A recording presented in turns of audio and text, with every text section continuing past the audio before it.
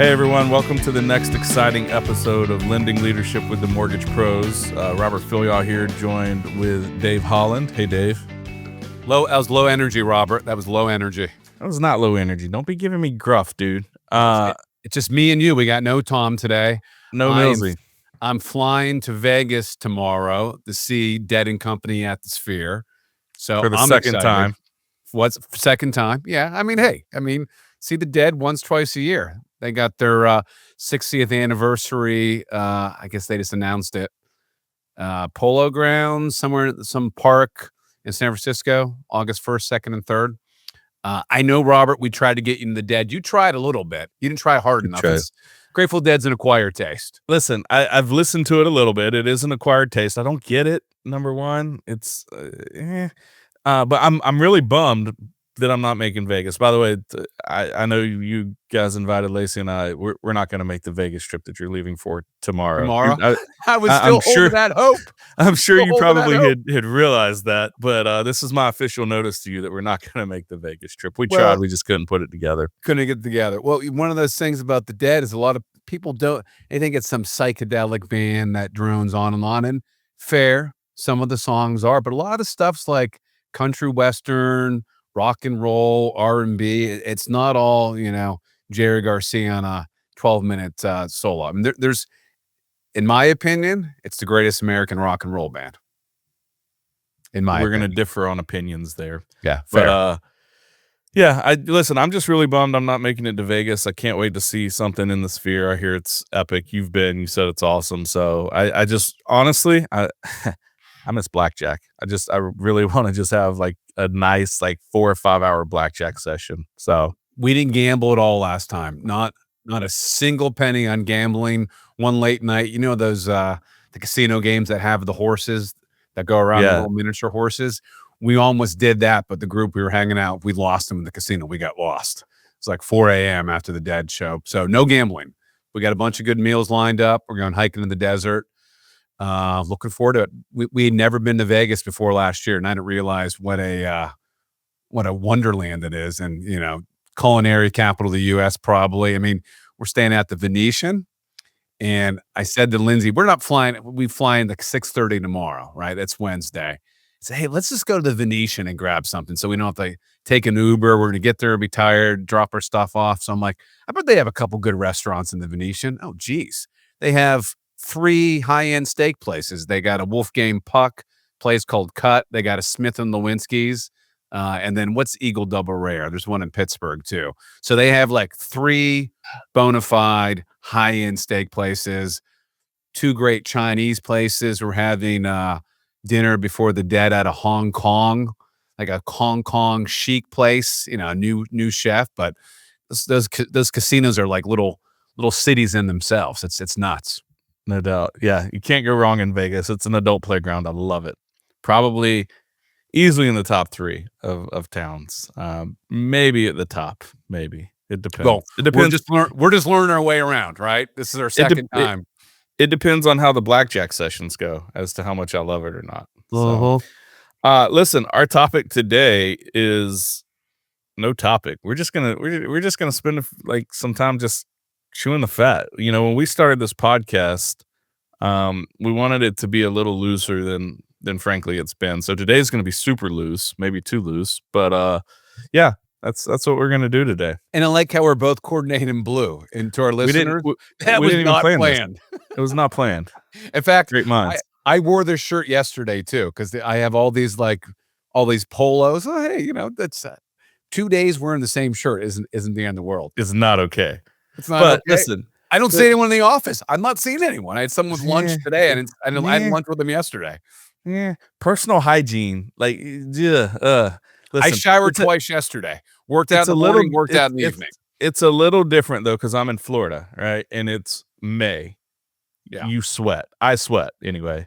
You can't wear the same shirt twice unless it would literally be wet under the pits the next day when I put it on. So Pittsburgh, the spring is interesting, even though we're in mid-May.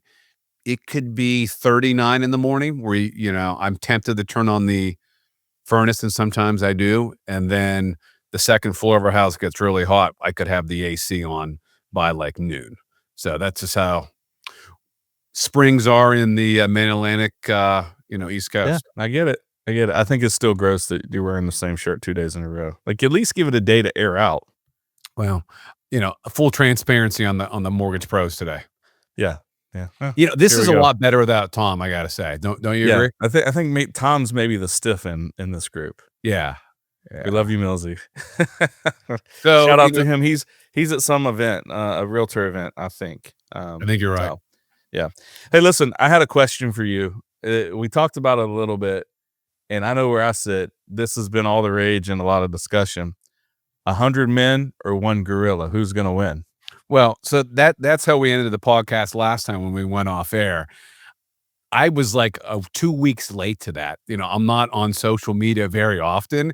Yeah. So I click on one Facebook short, and next thing you know, everything's dominated by it. I don't know. Sounds It'll about right. depend on the men, right? Obviously no weapons. I think if it was coordinated, I can't see 100 men not be able to beat up one gorilla. I just can't see that happening if timed right. If we all onslaught at the same time. Yeah, I think the argument is that, you can only so many people can attack at one time, and the gorilla can dispatch those people relatively easily, which I agree with. However, 100 men win, hands down. And the reason being is that gorilla is going to get tired. I would say, what's a gorilla's endurance like? Yeah. Right. Yeah. Like the gorilla is going to get tired. And once it gets tired and, then it's game over. Now, the first 30 to 40 dudes are going to catch hell. They are not going to like life afterwards. They are going to be, if many they of even them have may life, be dead. they may be dead if they even have life. Right. But once you get past that, like 40 person tipping point, I think that the odds move into the human's favor, and the gorilla probably subsides. So bigger question outside of 100 men versus one gorilla is, who started this? What? Yeah, where'd this even come from? Why are we even talking about this? I saw another one recently that 100 British versus 100 Americans. I've seen this 2 or 3 times, and I'm like, hello, haven't we seen this show? Yeah. 1776. We know how this is gonna go. In the War of 1812, we did it twice. Right. Yeah. Johnny Horton even wrote a song about it. Right. Like we know how this goes. We can replay it for you. I haven't seen that. I'll have to check that out. You haven't seen it on social media? Yeah. It's out there. I've seen it maybe 3 or 4 times where they're asking about it. One is a guy that is an Englishman, a Brit that's been living here for a few years, and he goes, to my British fellows, I can't do the accent. I'm just going to tell you, easily 100 Americans. It's not even a question. He goes, have you ever shaken an American's hand like a farmer, like a real, he goes, they will crush us. There's not even I mean, I guess it depends. What type of Americans are we talking about? And what type of British are we talking about? Right. We may wander into some territory we don't want to get into. So let's change the subject. We're going to change the subject. I'm just saying, you give me, anyway, 1776 and 1812, back to 2 examples already. Yeah, maybe not the soccer dads or the guys living in the suburbs who sit at a desk all day like us. But we're tough. We're tough soccer dads, though. I mean, listen. I spent 8 years in the Marine Corps. That warrior is still tucked down there somewhere. He's still here. He can rear his ugly head. I've seen him once or twice. That's true. Hey, so you've got kind of this new obsession with AI. Obsession might be too strong of a word. But I think I'll put something in the chat too for our listeners that I recently read, but I think it's interesting. And I think in our business, and then specifically in our life generally, it's going to play a big role. So I don't want to get caught flat-footed. I use it for, and this is the whole episode, but basic stuff. I wrote a pretty formal email yesterday and today, so I'll draft it. I'll write it, but I won't anguish over it. Right. Yeah. Before I might have someone on the marketing team edit my social media post. And now I just draft it and let AI clean it up, punctuation, spelling, stuff like that. And I, put in the tone, make this tone conciliatory, make this tone, did you just say conciliatory? yeah, apologetic, No, I know or what it means, Dave. I just, I'm trying to bring out $10 words at least once a day. yeah. You got a Or thesaurus there next to you? yeah, well, AI gives me that too. Or make this, make it a very nice email, but no room for comment at the end. Uh, you could, and knows my tone. If I put in, tell me 7 paragraphs about my business in my life, it will give me my AI will give me 7 paragraphs. It's kind of shocking. It never forgets anything. And it's fun making the goofy images too. That's also The extent of what I've seen you on AI is really just Terminator images. Like, you ever hear using words like conciliatory, and then all I see from you is Terminator images. sometimes her tuck in the background. Yeah. I mean, Yeah. we're having to review contracts, social media posts. If I go to Vegas, I'll say, hey, give me like the top 10 places to get, example, champagne and caviar. We're not Yeah. doing that, but it would tell me the Sure you're top not. 10 places. I started using the $20 pay version because it can scrub the internet, and mostly there's unlimited images too.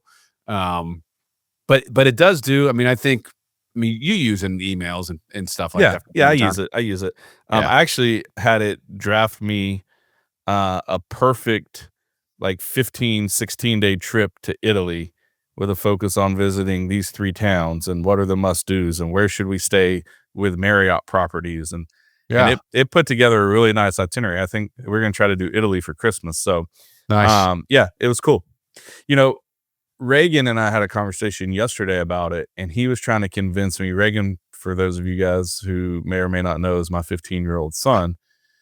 He was trying to convince me that AI is perfectly okay to use for school as long as he rewrites it in his own words. So he'll do the opposite of you. Like, you're taking a first pass and then having AI clean it up.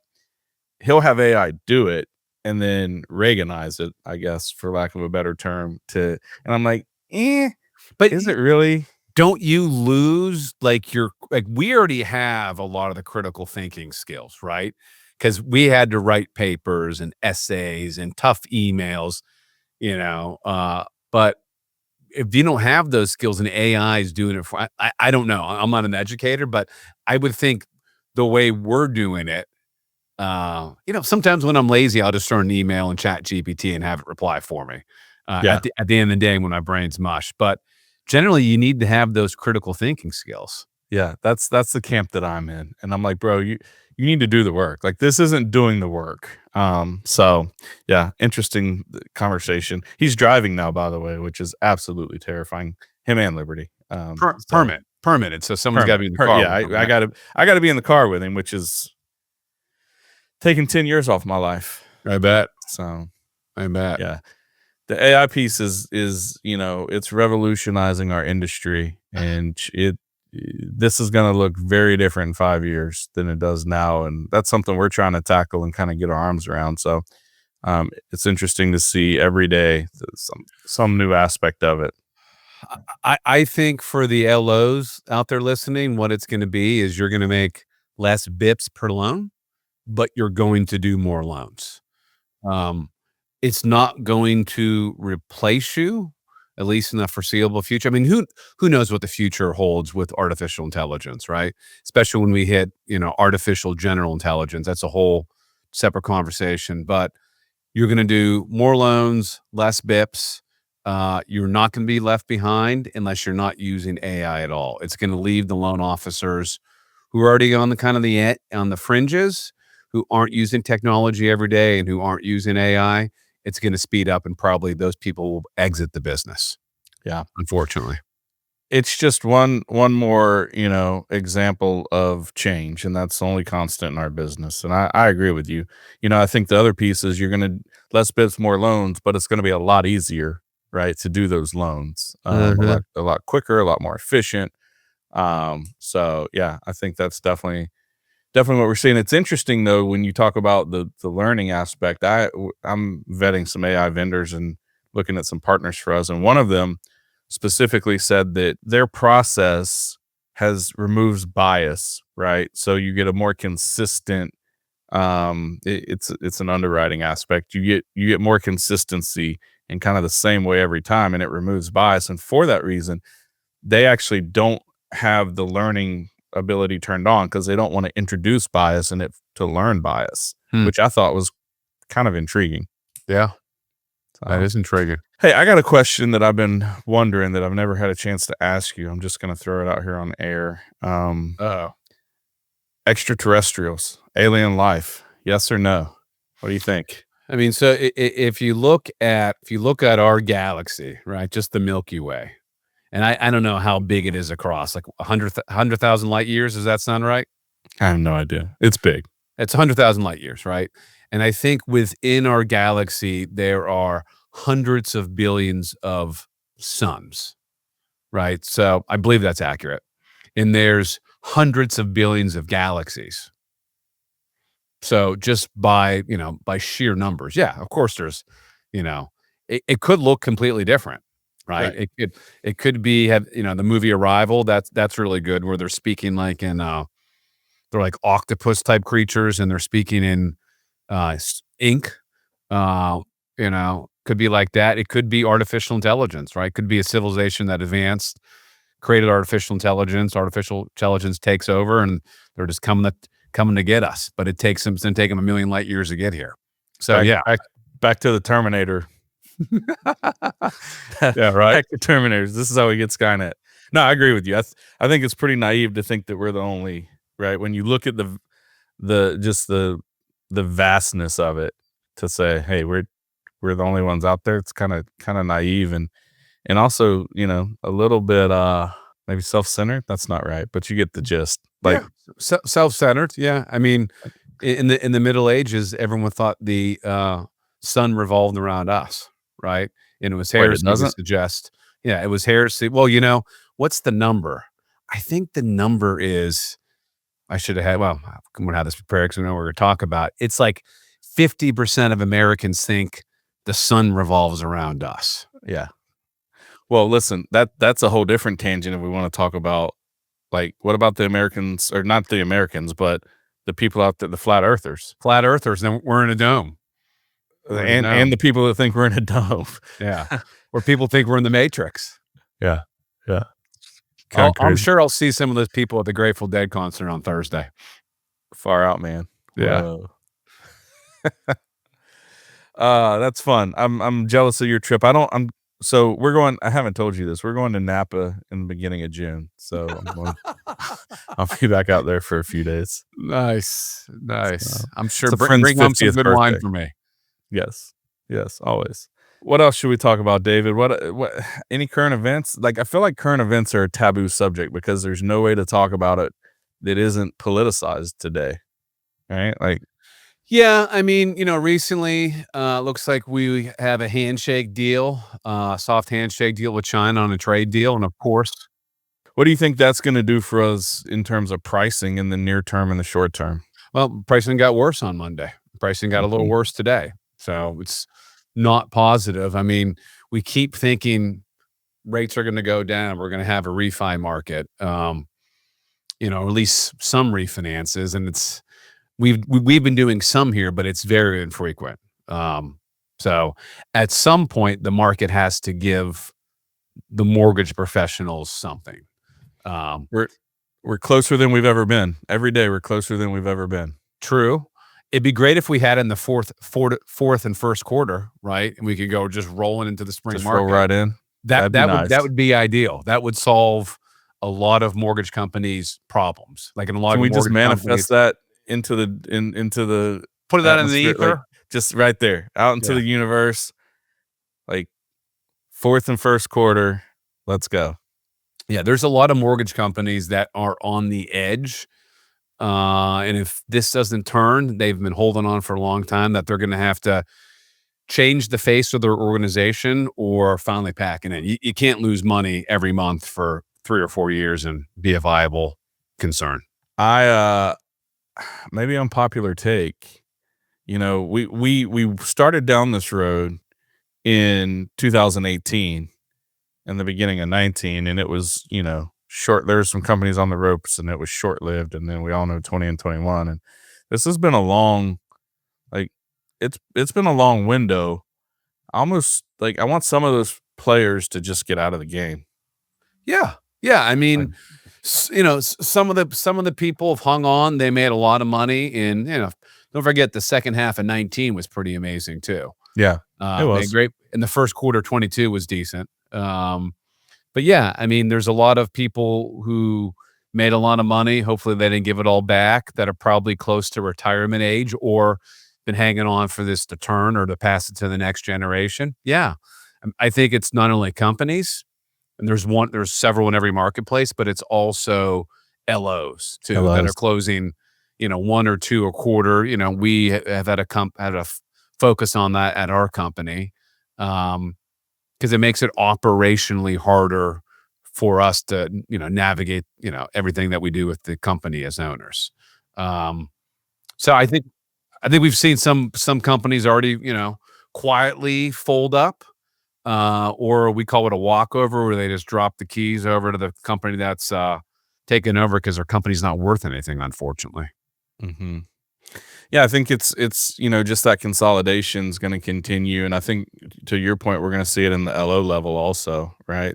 So those, you take 10 LOs doing 2 loans a month, as they exit, 2 or 3 LOs are gonna pull those 20 loans in, right? Yep. And I think that's what we're gonna continue to see. So if you're out there, you wanna be one of those LOs that, are adapting to the moving and changing times, taking care of your clients, being best in class, being an advisor, not a commodity.